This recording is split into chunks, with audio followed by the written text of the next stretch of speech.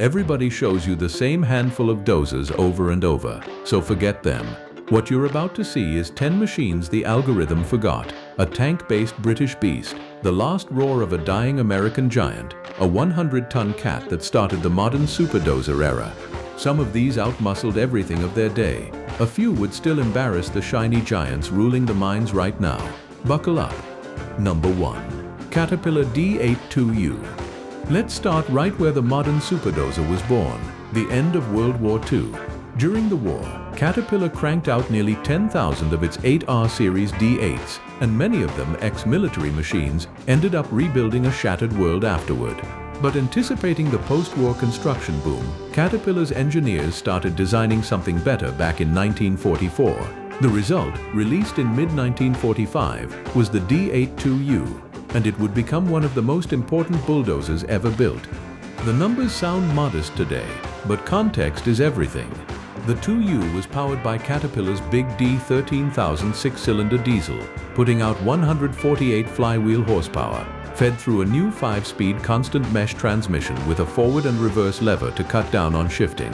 A bare D82U weighed just over 18 tons. And here's the part that matters. Caterpillar built more than 27,000 of them between 1945 and 1953. That's not a machine, that's an army.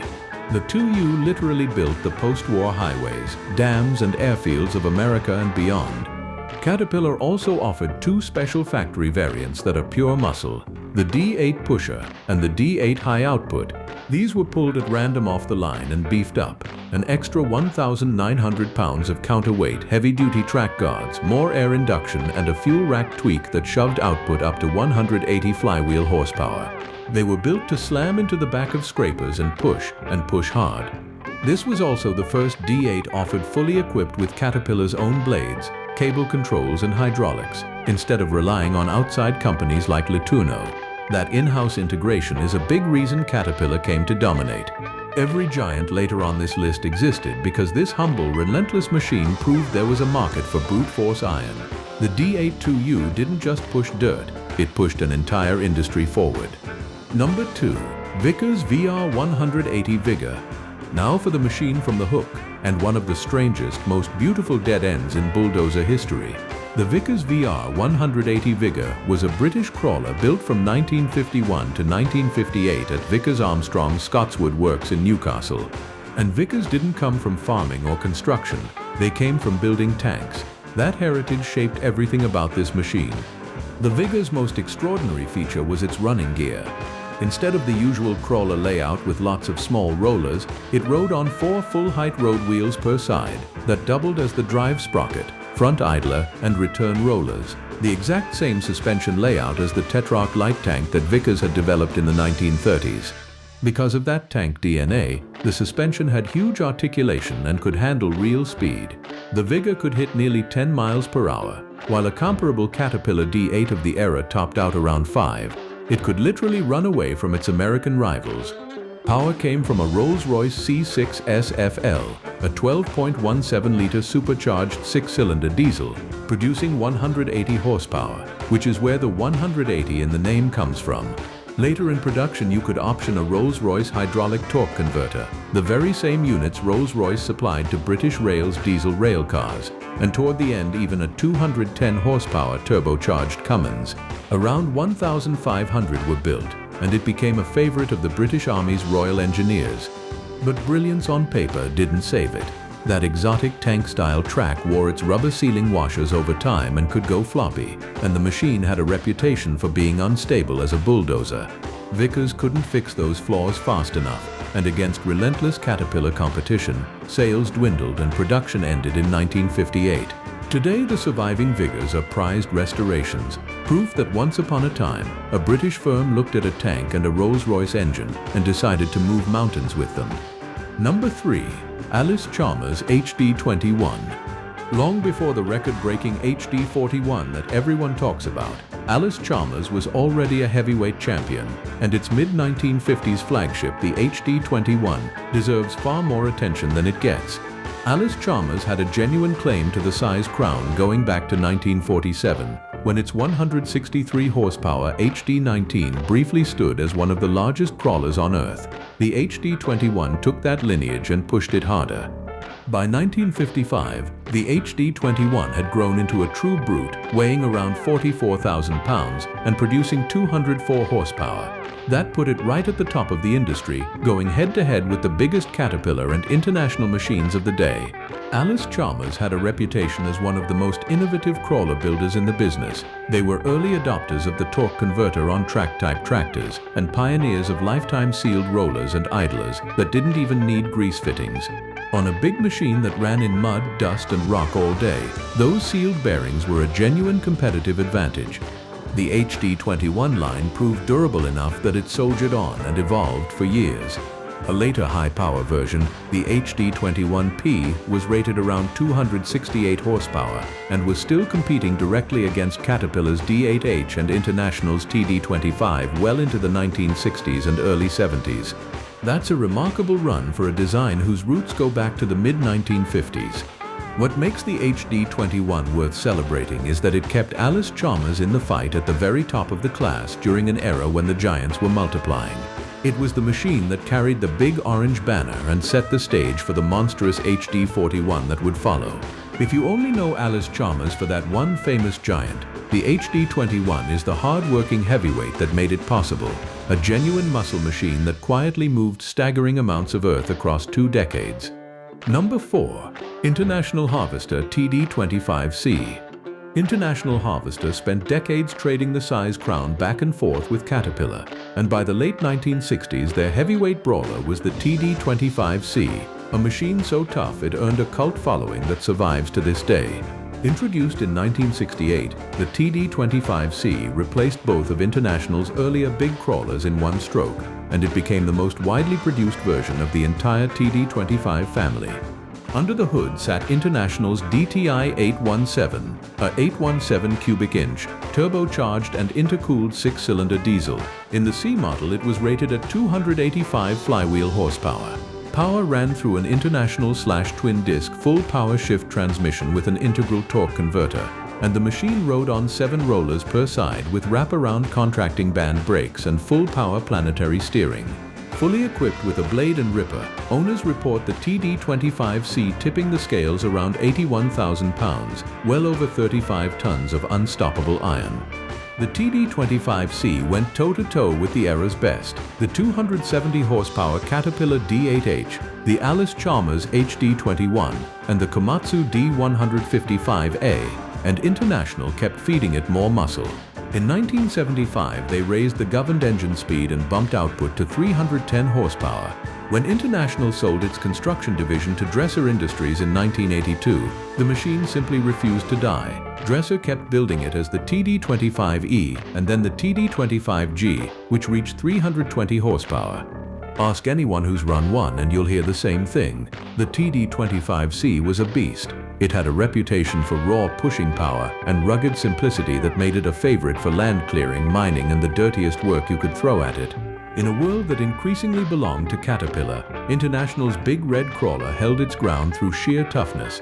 It's one of the most underrated heavyweight dozers of its entire generation. Number 5. Terex 8250. Remember the twin-engine monsters General Motors used to build? By the early 1970s, that era was ending, and GM's earth-moving arm, now called Terex, replaced its complicated 2-engine flagship with something cleaner, meaner, and powered by a single enormous V12. Meet the Terex 8250, which debuted to real fanfare in 1973. The heart of the 8250 was a General Motors Detroit Diesel 12 V71T, a turbocharged V12 two-stroke, pumping out 370 flywheel horsepower. That power ran through an Allison 3-speed power-shift transmission and Terex's tough planetary final drives. Fully equipped, it weighed roughly 48 tons.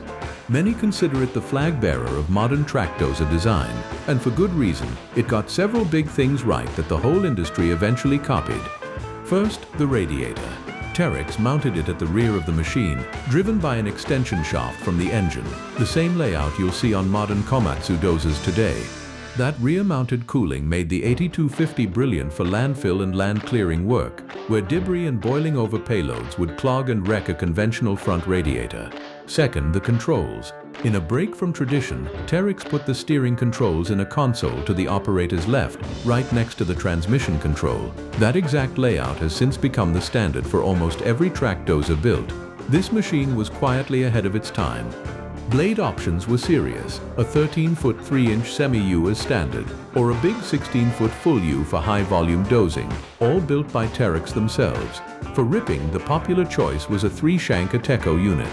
The 8250 wasn't the biggest dozer of its day, but it was one of the smartest, and it pushed with the confidence of that huge Detroit V12 singing away in the back. When you hear people say old iron was built to last, the rear radiator Terex 8250 is exactly the kind of machine they mean. Number 6. Caterpillar D9L. The D9 name is legendary, but there's one specific version that changed the entire family forever, and it arrived in 1980. The Caterpillar D9L was the first D9 to adopt the elevated drive sprocket, the famous high-drive triangular track design that Caterpillar had pioneered on the giant D10 just 3 years earlier. On a machine as beloved as the D9, that was a genuinely radical move. Here's why it mattered. On a traditional low-sprocket crawler, the drive sprocket sits down near the ground, sharing all the pounding, shock, and grit that the tracks take. That constant abuse is exactly what used to destroy final drives on big dozers. By lifting the sprocket up above the tracks, the D9L separated the drivetrain from the suspension, dramatically cutting the strain and shock loads on the final drives and giving the belly pan more ground clearance. The whole undercarriage was modular too. You could break the tracks down, pull the sprockets, and slide the power shift transmission out the back for service. The D9L was powered by a Caterpillar 3412, a twin turbocharged V12 diesel, producing 460 flywheel horsepower. That made it the most powerful D9 in the company's history, and at roughly 130,000 pounds, also the heaviest D9 ever built. It could push serious volume, and it could be paired with towed scrapers for earth-moving flexibility that wheeled machines couldn't match in tough conditions. The D9L was such a leap that it effectively bridged the old world and the new.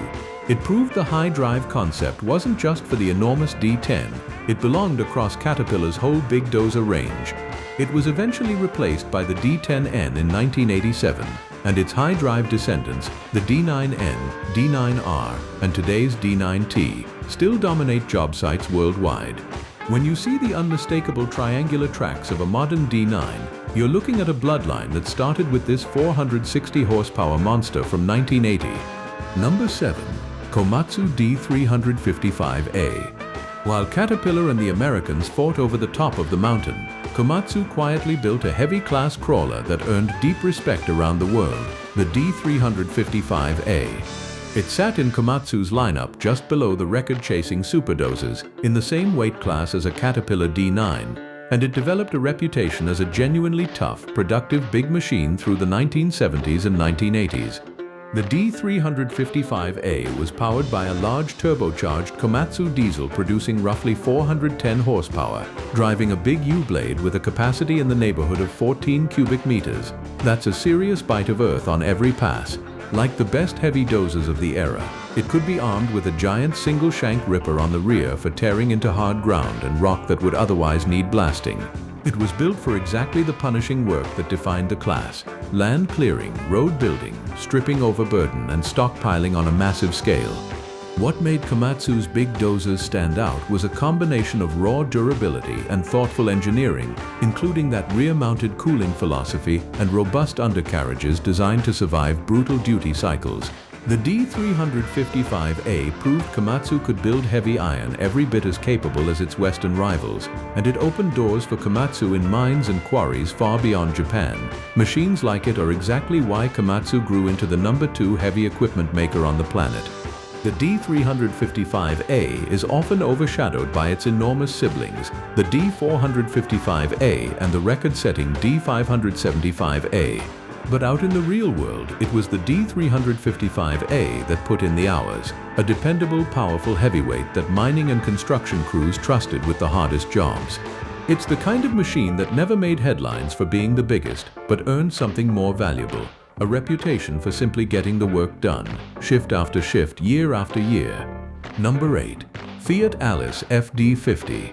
Remember the legendary Allis-Chalmers HD-21? the 524 horsepower giant that once ruled as the world's largest crawler. This is the end of that bloodline, and it went out swinging. When Fiat took a controlling stake in Allis-Chalmers in the mid-1970s, the famous HD prefix was dropped and the machines carried on under the Fiat-Allis banner. The final, most powerful evolution of that lineage arrived in 1982, the Fiat-Allis FD50. The FD50 was a proper monster. It was powered by a Cummins VT28C diesel and, depending on the source, produced somewhere in the range of 550 to 600 horsepower, a big jump over the 524 horsepower HD41 that started it all. It carried a working weight around 80 tons and could swing an 18 to 20-foot blade, moving enormous volumes of material in mining, quarrying, and heavy earth moving.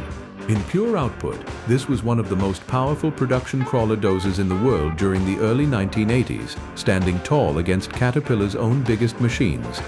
The FD50 inherited the deep engineering knowledge that Allis-Chalmers had poured into the HD41 program over more than a decade.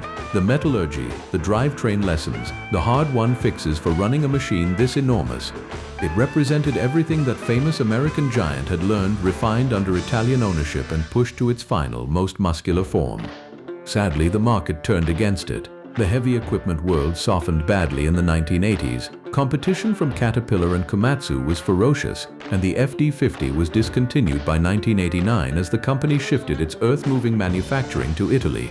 That makes the FD50 a genuine rarity, the last roar of the Allis-Chalmers Big Dozer dynasty, a 600 horsepower heavyweight that closed out one of the proudest names in American earth-moving. If you ever spot one, you're looking at the final chapter of a legend. Number 9. Dresser TD40. Here's a machine most people have never heard of that was, in its moment, the largest crawler tractor in the entire International Harvester lineage, and it came from an unlikely international partnership. The Dresser TD40 had been in development at International Harvester since the late 1970s, but by the time it hit the market in 1982, International had sold its construction equipment division to Dresser Industries. So this giant, engineered by International, wore the Dresser name. The TD40 was a heavyweight in every sense. Fully outfitted with blade and ripper, it weighed over 67 tons, and its Cummins diesel thundered out 460 horsepower. That put it right in the class of Caterpillar's Big D9 and up machines, a serious super-dozer for large-scale mining, land reclamation, and heavy construction. There's a fascinating backstory too. The TD40 was developed as a cooperative project between International Harvester and the Polish manufacturer Huta-Stalowa Wola, which had licensed International's crawler technology. The two even planned an even bigger 750 horsepower TD50 that never fully materialized. The TD40 didn't fade away after the Dresser takeover. It thrived.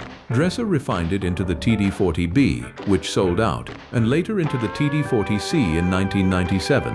By then, fitted with a Cummins QSK19 turbocharged diesel, the TD40C had climbed to 520 flywheel horsepower, while topping out around 67.5 tons with standard equipment. That's genuine ultra-class muscle, and remarkably, the design lived on for decades. Its descendants are still built today under the Dresser brand, tracing straight back to this early 1980s giant. The Dresser TD40 is the ultimate expression of the International Harvester crawler heritage, the biggest, most powerful machine that entire proud lineage ever produced. It's proof that even as one of America's great equipment names was changing hands, its engineers were still capable of building a true heavyweight contender.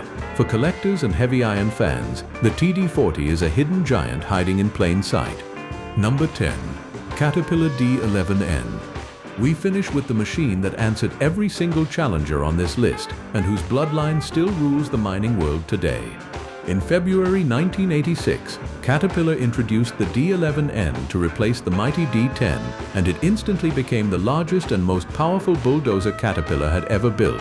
This is the machine that turned super-dozer into a permanent product category. The D11N was powered by a Caterpillar 3508, a 2,105 cubic inch V8 diesel, producing 770 horsepower. It weighed a colossal 204,517 pounds, over 100 tons. Compared to the D10 it replaced, it got a bigger track, a longer track by 21 inches, and a bigger blade, a U-blade just under 21 feet wide and 7 feet tall, with a capacity of 45 cubic yards. That extra size made the D11N more than 10% more productive than the already enormous D10. And in 1987, Caterpillar added a hydraulically powered impact ripper, creating the D11N impact ripper and pushing the weight up to nearly 226,000 pounds. Here's why the D11N is the perfect closer for this video. Think about the machines we just covered. The 148 horsepower D8 that built the post-war world, the 204 horsepower Allis-Chalmers, the 285 horsepower International, the 460 horsepower giants of the early 80s. The D11N gathered up all of that escalating ambition and answered it with 770 horsepower and a 45 cubic yard blade in a single production machine you could actually buy and run every day. And this is the crucial part. The D11N wasn't the end of the line. It was the beginning of the modern era. Its direct descendants, the D11R and today's D11T, still stand as Caterpillar's flagship and one of the most powerful dozers on Earth, ruling open-pit mines around the globe. When people imagine the ultimate bulldozer today, they're picturing a machine whose DNA was locked in back in 1986. The D11N didn't just push more than the giants of its time. It became the giant that everything since has been measured against. Which one deserves its own full video? Drop it in the comments, and I'll go dig up 10 more.